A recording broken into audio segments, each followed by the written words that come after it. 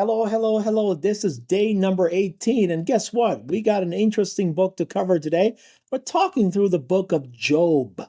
Job. Whew. So much to cover in Job, right? But I want to work with you on a theme when the bottom falls out. And I want to begin by asking you a question. You ever ask yourself why and you heard nothing in return? Maybe you're just kind of having what psychologists call the internal dialogue with yourself. You're asking yourself, why is this happening? Well, welcome to the book of Job. That's what Job teaches us. This poetic powerhouse wrestles with suffering and justice and the mystery of God's will. If you've ever asked yourself, why is this happening to me or to my community or to the world? The book of Job doesn't give you answers. It calls you to the dance because you're not the first person. Job loses everything, yet he refuses to let go of God. In the end, though, with all of Job's questions, God doesn't give Job easy answers. What happens instead is that God reveals himself. Right? All right. Pause, time out, a little bit of history here. Job is likely one of the oldest biblical texts. It's set sort of in this patriarchal era.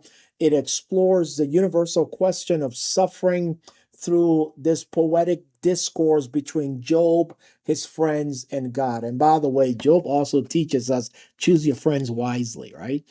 A couple of really, really cool verses in Job that I personally love. Job 13:15, it says, though he slay me, yet will I. One version says, hope in him. Another version says, yet would I trust him. Okay? Theological depth in Job. Number one, suffering doesn't mean absence, right? Well, I'm going through a really tough time. It means God has abandoned me. Suffering in Job is not equivalent to the absence of God. God is big enough. Lesson number two, God is big enough to take your questions.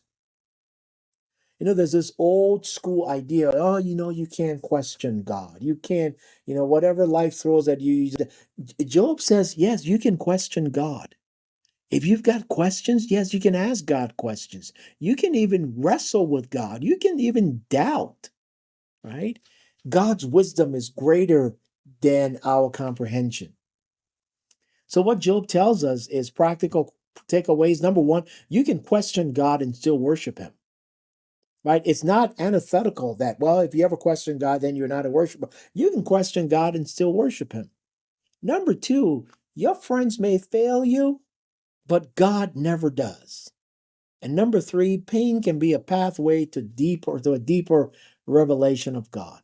All right, some closing thoughts here. Job teaches us that we can still worship when we're wounded. We can worship through our wounds. We may never get all the answers we're looking for, but we can somehow get into a deeper communion with God Himself.